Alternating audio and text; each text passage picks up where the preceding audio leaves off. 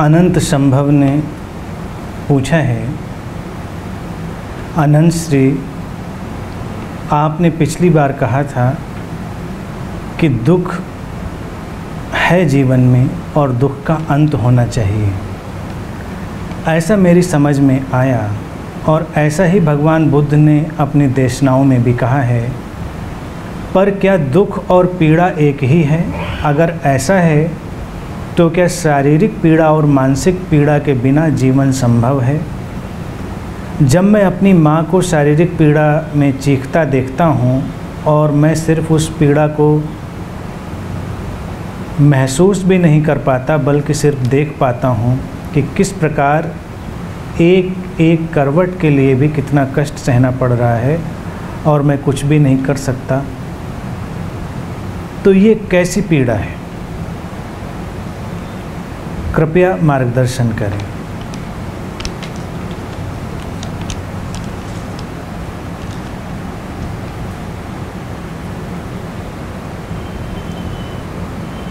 दुख और पीड़ा, इन दोनों में मूलभूत अंतर है। पीड़ा तथ्य है, फैक्ट है, और दुख तुम्हारा इंटरप्रिटेशन है, तुम्हारी व्याख्या है। परिस्थिति कैसी भी हो, तुम उसकी व्याख्या से दुख उत्पन्न करते हो। परिस्थिति में कोई दुख नहीं है। सिचुएशन जो है, जो लाइफ सिचुएशन है, उसमें किसी भी प्रकार का दुख नहीं होता। अब जैसे पीड़ा है तो ये एक फिजिकल सिचुएशन है जिसका या तो निदान संभव है या नहीं संभव है। दो ही स्थितियां हैं। दो स्थितियों में तुम केवल अपने प्रयास कर सकते हो और तुम्हारे प्रयास की परिपूर्णता ही तुमको दुख मुक्त रख सकती है। अगर तुम ठीक से प्रयास ना करो तो हो सकता है ये विचार तुम्हें दुखी बनाए कि तुमने अपने लिए या अपने किसी प्रियजन के लिए या किसी के लिए भी समुचित प्रयास नहीं किए, तो ये एक दुख की नई श्रृंखला निर्मित करेगा। या फिर तुम इस चिंतन मनन में चले जाओ कि ऐसा होना चाहिए था या नहीं होना चाहिए, या फिर तुम इसको और व्यक्तिगत बना लो कि ये मेरे साथ क्यों, तो तुम्हारे दुख के स्तर बदलते चले जाएंगे। अगर तुम पीड़ा का स्वीकार कर सको तो उस स्वीकार में ही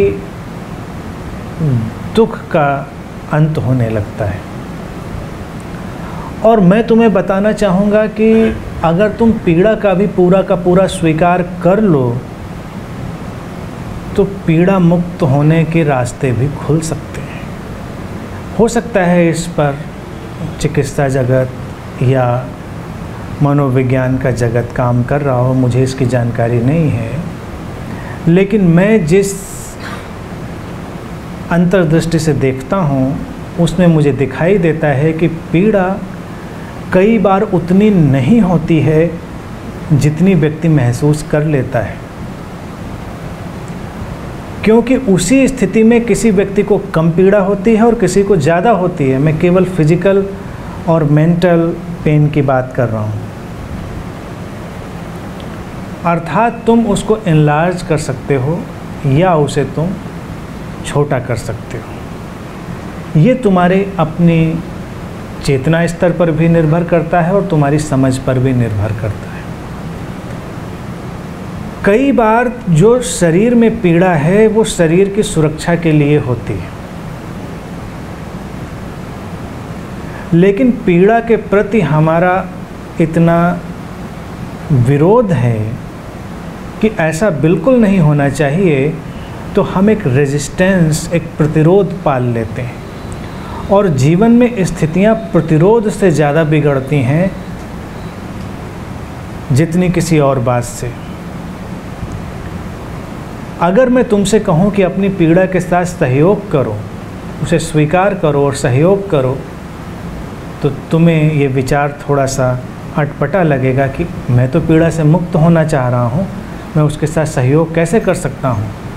लेकिन अगर तुम करके देखो तो तुम्हें हैरानी होगी कि सहयोग करने के साथ ही पीड़ा कम होने लगती है। क्योंकि पीड़ा एक साइकोसोमैटिक रिएक्शन है, शरीर और मन का एक रिस्पॉन्स है। पीड़ा ने तुम्हें सुरक्षित बनाने का उपाय किया है। अगर तुम उसे समझ पाओ तो तुम थोड़ा सा उससे दूर हट पाओगे और एक नेचुरल हीलिंग, एक सहज स्वास्थ्य की प्रक्रिया तुम्हारे अंदर घटेगी। आम तौर से व्यक्ति इसको अपनाता नहीं है। और पीड़ा की ही बात क्यों, जीवन में जितनी भी समस्याएं हैं वो सब रेजिस्टेंस से पैदा होती हैं, प्रतिरोध से पैदा होती हैं, क्योंकि तुम्हें लगता है ऐसा नहीं होना चाहिए और ऐसा हो रहा है। लेकिन जो हो रहा है अगर तुम उसको पूरी तरह होने दो तो तुम पाओगे कि बड़ा जादुई है सब कुछ, बड़ा मिरेकुलस है सब कुछ, कि सहयोग के साथ ही वो विदा होने लगता है। न तुम किसी सकारात्मक चिंतन में जाते हो, न तुम किसी कल्पना लोक में विचरण करते हो। जैसे तुम्हारे जीवन की परिस्थितियां विषम हों, तुम्हारे जीवन में शारीरिक मानसिक पीड़ाएं आएँ, तो तुमको ऐसे सुझाव देने वाले लोग भी मिलेंगे कि कुछ सकारात्मक चिंतन करो। लेकिन सकारात्मकता भी तुम्हारे ऊपर बोझ बन जाती है और जल्दी ही तुम्हें परेशान करने लगती है। इस पर प्रारंभ में तुम्हारा ध्यान नहीं जाता है, लेकिन अगर तुम बहुत दिन तक इस सकारात्मकता को लेकर चलते रहते हो तो तुम्हारे अंदर एक नए किस्म का तनाव बन जाता है, सकारात्मक होने का तनाव। वो भी बोझ है। जैसे तुमने अपने हाथ में पत्थर उठाए हों तो वो भी बोझ है, और तुमने अपने हाथ में हीरे जवाहरात उठा लिए हों। थोड़ी देर तो अच्छा लगेगा कि बहुत अच्छा लग रहा है, लेकिन थोड़ी देर के बाद फिर वो भी बोझ बन जाएंगे। कई बार मैं देखता हूँ कि लोग जवाहरात, हीरे, सोना जितना अपने शरीर पर पहन लेते हैं, उसी वजन का अगर उनको कुछ और पहनाया जाए, लोहा या पत्थर, तो बड़ी परेशानी होने लगेगी। उनको लगेगा कि बड़ा चुभ रहा है, अनकंफर्टेबल लग रहा है। लेकिन चूँकि वो कन्विंस हैं इस बात से कि जो मैंने पहना है वो बड़ा कीमती है और बड़ा महत्वपूर्ण है, तो वो उसको बर्दाश्त करते हैं। अगर तुमको फैशन पकड़ा हो तो तुम एक से एक अनकंफर्टेबल कपड़े भी बर्दाश्त करते हो, वजनदार, एक से एक बोझिल। अब नीना जी भी मुझे कई बार कुछ साड़ियाँ या कुछ अपनी ड्रेसेस दिखाती हैं, वो 5-5 किलो 6-6 किलो की। मैं सोचता हूँ बड़ी ताज्जुब की बात है, इसे पहनकर कौन चलता है और क्यों कर चलना चाहता है 5 किलो वजन अपने ऊपर लाद कर। लेकिन चूँकि कन्विंस हैं हम कि फैशन है, अच्छा लग रहा है, दूसरे लोग देख रहे हैं, देखो कितना अच्छा काम है और ये मेरे पास नहीं है, तो बस इसी विचार से तुम चलते रह जाते हो। तो बहुत सारी पीड़ा भी तुम बर्दाश्त कर लेते हो अगर तुम कन्विंस हो। अब पियर्सिंग का फैशन चला था, अब थोड़ा कम हो गया है मुझे लगता है। मैं इस ट्रेंड से ज़्यादा वाकिफ़ नहीं हूँ, लेकिन पहले देखा था पूरे शरीर में लोग पियर्सिंग करा रहे हैं। कहीं कुछ पहनने, मैं ये नहीं कह रहा कि नहीं पहनना चाहिए, हमारे यहाँ तो एक ही हाथ पहना है लोगों ने। कुछ लोग तो पंजों से लेकर सिर तक पियर्सिंग करा लेते हैं, कष्टप्रद है, लेकिन चूँकि ट्रेंड है, फैशन है, तो उसे बर्दाश्त करते हैं। पीड़ा तो वो भी है शारीरिक, टैटू करवाने में कम पीड़ा होती है, लेकिन वो पीड़ा बर्दाश्त करते हैं क्योंकि फैशन है। तो इसलिए हर पीड़ा से तुम बचना ही चाहते हो ऐसा नहीं है। कुछ पीड़ाओं के साथ तुम सहयोग करते हो और कुछ पीड़ाओं के साथ तुम रेजिस्ट करते हो, प्रतिरोध करते हो, और जिस पीड़ा से तुम प्रतिरोध करते हो वो पीड़ा तुम्हारे ऊपर हावी हो जाती है। स्वस्थ होने का बिल्कुल सहज फार्मूला यही है कि तुम स्टेट ऑफ नॉन रेजिस्टेंस में चले जाओ, अप्रतिरोध की अवस्था में चले जाओ। जो हो रहा है उसे होने दो, और तब तुम देखोगे कि तुम उससे ऊपर उठ गए। पीड़ा हो सकता है बड़ी न्यून हो, तुमने उसे मैग्नीफाई कर लिया है। इसको कभी तुम प्रयोग करके देखना। कहीं भी पीड़ा हो रही हो, मुश्किल होगा, लेकिन अगर प्रयोग करोगे तो इसे कर पाओगे। और कभी कभी कुछ लोग मजबूरी में प्रयोग कर डालते हैं। अगर तुम्हारे पास विकल्प है तो तुम प्रयोग नहीं करते। इसीलिए मैं हमेशा कहता हूँ कि विकल्प कमज़ोर बनाते हैं। तुम्हें लगता है कि विकल्प होने चाहिए, लेकिन जिसके पास जितने विकल्प होते हैं वो उतना कमज़ोर होता है। और अगर तुम्हारे पास कोई विकल्प ना हो तो तुम्हारी आंतरिक शक्ति फूट कर बाहर निकल पड़ती। विकल्प ही नहीं है कोई, अगर पीछे जाने का कोई रास्ता ही नहीं है तो तुम आगे ही जाओगे। लेकिन अगर पीछे जाने के रास्ते हैं तो तुम कोई ना कोई बहाना ढूंढ कर पीछे ज़रूर चले जाओगे। तो पीड़ा में भी तुम इस प्रयोग को कर सकते हो। कहीं भी पीड़ा हो, सिर दर्द हो रहा हो, या पैर में कहीं चोट लगी हो, या कहीं और। अभी हमारे यहाँ कुछ पीड़ित लोग हैं, वो अभी अभी तुरंत का तुरंत प्रयोग कर सकते हैं और इसे देख सकते हैं। कई लोग पीड़ा से जूझ रहे हैं अभी राइट नाउ। तुम अपनी पीड़ा वाली जगह पर अपने फोकस को ले जाओ, पूरी तरह महसूस करो पीड़ा कहाँ पर हो रही है। तो पहले तो तुम्हें एरिया बहुत ज़्यादा दिखाई देगा, तुम्हें लगेगा कि वो बहुत ज़्यादा है। तुम उस पर और फोकस करो तो वो थोड़ा सा और सिकुड़ जाएगा, श्रिंक कर जाएगा। फिर तुम और फोकस करो तो वो और श्रिंक हो जाएगा। और कई बार तुम्हें हैरानी होगी कि अगर तुमने बहुत इंटेंस फोकस किया तो वो एक पिन के पॉइंट की तरह कहीं रह जाएगा, और बाकी की जो जगह है वो उस पीड़ा में शामिल नहीं होगी। पीड़ा महसूस करने का जो ढंग है ये भी अभी रहस्य का हिस्सा है। हम जानते हैं कि हमारे मस्तिष्क को जो सिग्नल जाते हैं, जो न्यूरोट्रांसमीटर्स हैं, वो पीड़ा को भेज रहे हैं, लेकिन वो कैसे भेज रहे हैं और क्यों भेज रहे हैं ये भी बात पूरी तरह ज्ञात नहीं। ये व्यवस्था तुम्हारी ऊर्जा शरीर की है, तुम्हारी एनर्जी बॉडी की।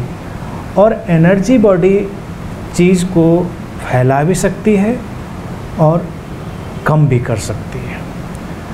तो कभी कभी वो बिल्कुल बिंदु बराबर रह जाएगा, और अगर वो बिंदु बराबर रह जाए पीड़ा का हिस्सा, तो उसे मुक्त होने में ज़्यादा देर नहीं लगेगी, उससे मुक्त हुआ जा सकता है। एक बार यही प्रयोग मैंने एक मित्र को बताया, उन्होंने उसको बहुत गहरे से समझा। उनका कहीं एक्सीडेंट हो गया किसी रिमोट जगह पर,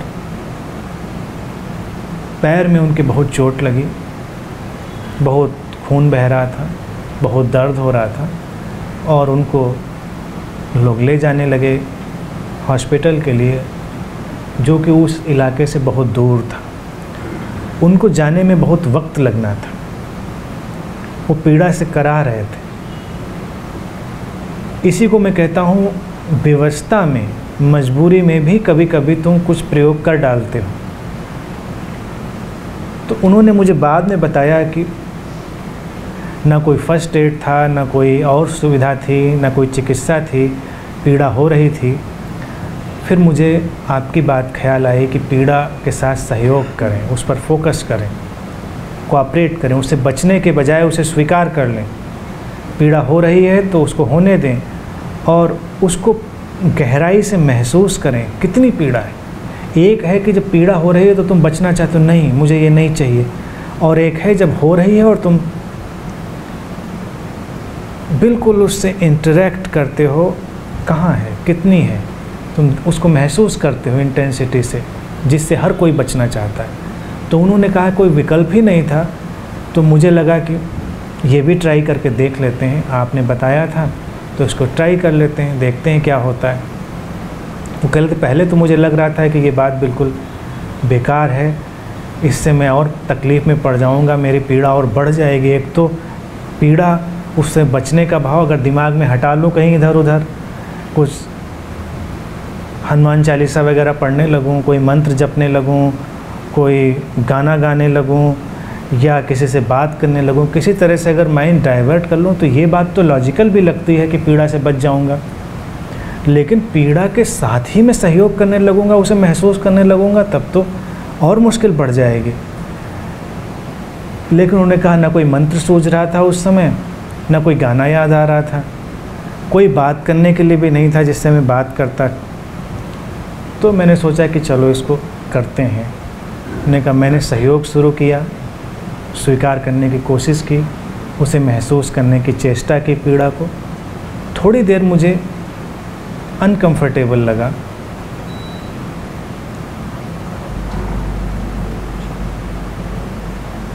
लेकिन कुछ ही क्षणों के बाद वो कहते हैं कि मेरी पीड़ा कम होने लगी। मुझे ऐसा लगा कि जो दर्द का दायरा था वो सिमट रहा है। तो उनको लगा कि शायद ये बात काम कर रही है, तो उनके अंदर फिर भरोसा जमा। उन्होंने और डूबकर और गहराई से फोकस किया अपनी पीड़ा पर और उसे स्वीकार किया। धीरे धीरे वो कहते हैं कि करीब करीब मैं पीड़ा मुक्त अवस्था में हो गया, जैसे किसी ने मुझे एक पेन किलर इंजेक्शन दे दिया हो, वो अवस्था आ गई। हॉस्पिटल पहुंचते पहुंचते वो बहुत संतुलित हो चुके थे। तो उन्होंने कहा मुझे भरोसा नहीं था, लेकिन ये चीज़ काम कर गई। काम इसलिए कर गई क्योंकि विवस्था में उन्होंने उसको गहराई से प्रयोग कर लिया। व्यक्ति के पास जब विकल्प होते हैं तो प्रयोग करना नहीं चाहता। तो जितनी भी पीड़ाएं हैं वो ऐसे ही तरीके हैं जिनसे मुक्त होने के रास्ते खुले हैं। तुम चिकित्सकीय सहायता भी लो और अपने एटीट्यूड को भी बदलो। लेकिन दुख बिल्कुल ही एक फ़र्क अवस्था है। क्यों ऐसा है, ऐसा नहीं होना चाहिए, ये सब बातें तुम्हें दुख में ले जाती हैं। इसीलिए दुख तुम्हारा व्याख्या का तरीका है, उसको बदल सकते हो। फिर तुमने एक और रोचक बात लिखी है कि तुम अपनी माँ को पीड़ा में देखते हो, लेकिन तुम उस पीड़ा को महसूस नहीं कर पाते। कौन कर पाता है पीड़ा को महसूस? किसी को भी पीड़ा हो रही हो, दूसरा व्यक्ति चाहे जितना निकट का हो, क्या वो उसे महसूस करता है? कोई भी नहीं करता।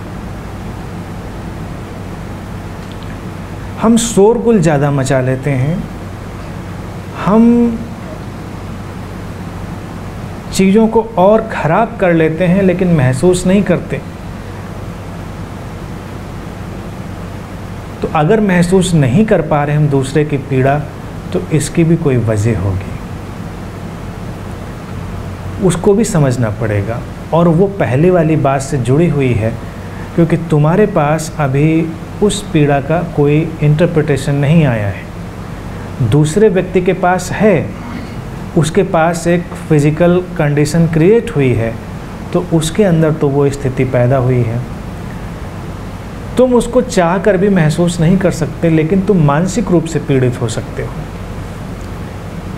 अगर तुम मानसिक रूप से पीड़ित होगे तो तुम कोई सहायता भी नहीं कर सकते। अगर तुम मानसिक रूप से पीड़ित ना हो और तुम प्रेम पूर्ण हो जाओ, ये उस पहले प्रयोग का एक दूसरा डायमेंशन।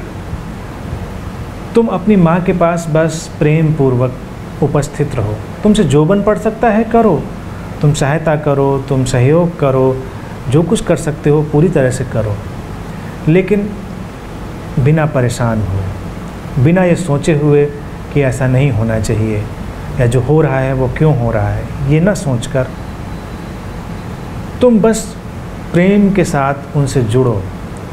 तुम देखो कि ये जीवन है और बेशकीमती है, इस तरह से भी जीवन होता है, और अपने अंदर से तुम प्रेम की तरंगों को फैलने दो। तुम देखोगे कि कुछ दिनों में तुम्हारी माँ की पीड़ा में भी असर पड़ेगा। गहरे तल पर सब जुड़े हुए हैं और प्रेम की भावना ही हमको उस गहरे तल का एहसास कराती है और हमको एक दूसरे से जोड़ती है। प्रेम ही एक ऐसी भावदशा है जो दुख मुक्त होने का भी मार्ग खोलती है और पीड़ा मुक्त होने का भी। प्रेम का तात्पर्य कोई भावुकता नहीं है, भावुकता तो बीमारी है। अगर कोई व्यक्ति बहुत भावुक है, इमोशनल है, तो मनोवैज्ञानिक रूप से रुग्ण है, बीमार है, क्योंकि करता तो कुछ नहीं, बस भावुक है। इसीलिए ज़्यादातर इमोशनल जो लोग होते हैं, बात बात पर रोते हैं, परेशान होते हैं, बिल्कुल बेकार लोग होते हैं। वो कुछ भी नहीं करते, ना अपने लिए न किसी दूसरे के लिए। संवेदनशील होना है। संवेदनशीलता और भावुकता में बड़ा अंतर है। भावुक व्यक्ति कभी संवेदनशील नहीं होता, क्योंकि भावुक व्यक्ति बड़ा सेल्फ सेंटर्ड होता है और संवेदनशील व्यक्ति सेल्फ रियलाइजेशन की तरफ होता है, व्यापक होता है, उसके अंदर एक एक्सपेंशन होता है। संवेदनशीलता से तुम बहुत सारी चीज़ों को महसूस कर सकते हो। तब तुम दूसरे की पीड़ा से पीड़ित हुए बिना भी उसकी पीड़ा को महसूस कर सकते हो। ये महसूस करने का एक अलग धरातल है। ऐसा नहीं कि तुम्हें पीड़ा हो रही है, लेकिन तुम इतने संवेदनशील हो कि तुम महसूस कर सकते हो, और तुम्हारे महसूस करने मात्र से एक परिवर्तन आने लगता है, एक ट्रांसफॉर्मेशन आने लगता है। प्रेम उसी अवस्था का नाम है जिसमें तुम ऐसी संवेदनशीलता का अनुभव करते हो। और अगर ऐसी संवेदनशीलता से तुम बस खड़े ही रहो, पास में बैठे ही रहो, तो हीलिंग घटने लगेगी। इसीलिए तुमने अगर कभी ध्यान दिया होगा कि जो संबुद्ध सद्गुरु हुए तुम्हारे, वो कभी किसी की हीलिंग करते हुए नहीं पाए जाते। ना कृष्ण किसी की हीलिंग करते हुए पाए गए, ना बुद्ध किसी की हीलिंग करते हुए पाए गए, ना महावीर, जीसस भी किसी की हीलिंग करते हुए नहीं पाए गए। उनके नाम पर जो हीलिंग की बातें चलती हैं वो फ़र्क किस्म की हैं, वो रोचक हैं। वो कहते हैं कि बस वो निकल गए किसी के पास से और व्यक्ति स्वस्थ हो गया। उन्होंने बस किसी को देखा और स्वस्थ हो गया। उन्होंने किसी को स्पर्श किया, स्पर्श करके वो आगे चले गए, ध्यान भी नहीं दिया कि वो हील करने के लिए स्पर्श कर रहे थे, वो ठीक हो गया। लेकिन हीलर लोग तो पूरी कोशिश कर रहे होते हैं कि ठीक करना है, ठीक करके मानना है, और कर नहीं पाते, या करने का इल्यूजन पाल लेते हैं। करने का जो भाव है वही बड़ा इल्यूजरी है, बड़ा ही भ्रम वाला है, क्योंकि तुम बहुत कुछ बिना संवेदनशीलता के कर सकते हो और तब उसका कोई परिणाम नहीं होगा। और कभी कभी तुम संवेदनशीलता में इतने गहरे हो, तुम महसूस कर रहे हो, तो करने की बहुत ज़रूरत नहीं है। करना फिर तुमसे घटता है, लेकिन तुम्हारे करने से पहले ही परिणाम आने लगते हैं। यही प्रेम का मिरेकुलस स्ट्रक्चर है, उसका एक चमत्कारिक ढंग है होने का, कि करोगे तो तुम बाद में, लेकिन बस तुमने महसूस किया और रूपांतरण घटने लगा। तो तुम्हारी माँ के लिए भी मेरा यही सुझाव है कि तुम बस उनके लिए जो कर सकते हो अपना उस सिचुएशन में करो, लेकिन मानसिक रूप से पीड़ित मत हो। मानसिक रूप से तुम इतना ही कर सकते हो कि जीवन का वो जो क्षण है उसमें डूबो, उसे महसूस करो। पीड़ा है लेकिन फिर भी जीवन है। जीवन और पीड़ा का एक रिश्ता है। पीड़ा है जीवन को बचाए रखने का उपाय, और जब शरीर में पीड़ा बहुत है तो वो जीवन की ही चीत्कार है, जीवन की ही क्राई है। यानी कि यहाँ पर जीवन बहुत इकट्ठा होकर पुकार रहा है, कहीं कुछ रुकावट है और वो रुकावट एक पुकार बन रही है। इसीलिए जिस व्यक्ति के जीवन में उसकी चेतना का प्रवाह अवरुद्ध होने लगता है, उसकी ऊर्जाएं रुकने लगती हैं, तो देर सवेर उसके भीतर किसी न किसी प्रकार की पीड़ा आने वाली। लेकिन जिनके अंदर अभी पीड़ा है उसको बहुत इंटरप्रेट नहीं करेंगे मेरे इस सेंटेंस को। मैं इंटरप्रिटेशन से हमेशा सावधान करता हूँ, पहले बात पूरी समझ लें। चेतना का प्रवाह अगर अवरुद्ध हुआ, जीवन ऊर्जा कहीं से रुकी, तो इस रुकावट का जो परिणाम होगा वो शारीरिक पीड़ा की तरह से सामने आएगा। ये नियम है। अब इसी जीवन ऊर्जा को अगर गहराई से महसूस किया जाए तो महसूस करने से ही वो प्रवाहित होने लगती है। यही नियम है, और तब पीड़ाएं विदा होती हैं। जैसे एक बीमारी होती है, उसका मुझे नाम नहीं पता, जब शरीर पीड़ा की संवेदना महसूस करना बंद कर देता है तो कई बार हमको लगता है काश मुझे दर्द ना हो, लेकिन वो बीमारी जब किसी को हो जाती है तो बहुत घातक होती है। फिर व्यक्ति ज़्यादा जीवित नहीं रह पाता, क्योंकि पीड़ा ही तुम्हारी सुरक्षा का उपाय है। दांत के नीचे तुम्हारी जीभ आ गई, कट गई, तुम उसे खा गए, तुमको पता भी नहीं चलेगा। जो उस बीमारी से ग्रस्त हो जाते हैं उनको पता ही नहीं चलता। उनके पैर में कांटा लग जाए, खून बह रहा है, उनको कोई एहसास नहीं। उनकी आँख में उंगली भी डाल दो, उनको पता नहीं चलता। तो ऐसी अवस्था में शरीर इनसिक्योर हो जाता है और ज़्यादा दिन सरवाइव नहीं कर पाता। शरीर ने पीड़ा की संरचना इसलिए बनाई है कि वो अपने को बचाए रख सके, अपने को सुरक्षित रख सके। इसलिए तुमको तुरंत ही सिग्नल मिलते हैं कि अब तुम्हें कुछ करना है, तुम्हें इस शरीर की सुरक्षा का कोई उपाय करना है। तो उपाय तो तुम कर लेते हो, लेकिन जैसा तुमने अपनी माँ की दशा का वर्णन किया है, इस अवस्था में उनके लिए जो तुम्हारा प्रतिदान है या तुम्हारी सबसे गहरी सेवा हो सकती है, वो उनको प्रेम और ध्यान का एक वातावरण देना। अगर तुम वो प्रेम और ध्यान का वातावरण उनको दे पाओगे तो उनकी जीवन ऊर्जा जो कहीं पर अवरुद्ध होगी वो खुल पाएगी। शरीर कितने दिन रहेगा या नहीं रहेगा ये मायने नहीं रहता, लेकिन अगर वो जीवन ऊर्जा प्रवाहित हो पाई तो उनकी यात्रा बहुत ही सुंदर होगी। और कुछ दिन अगर तुम प्रयोग करोगे तो हो सकता है उनकी पीड़ा का स्तर भी कम हो जाए, बहुत कम हो जाए, ऐसा संभव है। जहाँ ध्यान की गहरी ऊर्जा होती है वहाँ ये स्तर बहुत कम हो जाते हैं। तो ऐसा मत समझना कि अगर किसी को कुछ दर्द हो रहा है तो अनंत में आके बैठ जाएंगे तो बहुत अच्छा होगा, क्योंकि यहाँ ध्यान की ऊर्जा तो है ही। Don't use it like that, उस तरह से इसका उपयोग ना करें। उसके लिए पहला वाला प्रयोग करें, अपनी पीड़ा को स्वीकार करें। ये एक उच्चतर बुद्ध क्षेत्र है। यहाँ पर आए तो सारी चीज़ें भूल जाएं और फिर वही तुमको ऊपर खींच लेगा, वही तुमको ऊपर उठा लेगा। इसलिए जीवन में बहुत सारे स्तर हैं प्रयोग करने के, एक स्तर, फिर दूसरा स्तर, फिर कई स्तर। एक संबुद्ध सद्गुरु तो अनंत ऊर्जा से जुड़ा होता है, तो तुम ये भी सोच सकते हो तो उसके पास क्या मुझे कोई कष्ट ही नहीं होगा? कष्ट होंगे, लेकिन उसके पास तुम्हें दुख कोई भी नहीं होगा, क्योंकि उसके पास होते ही तुम्हारा जो इंटरप्रिटेशन का सॉफ्टवेयर है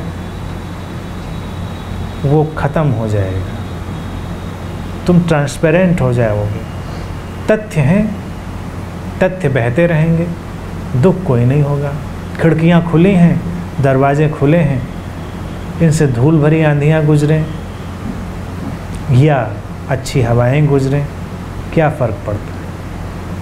तुम जब सोचते हो कि धूल भरी आंधी नहीं गुजरनी चाहिए इस खिड़की से, या गुजर गई अच्छा नहीं हुआ, तो दुख हुआ।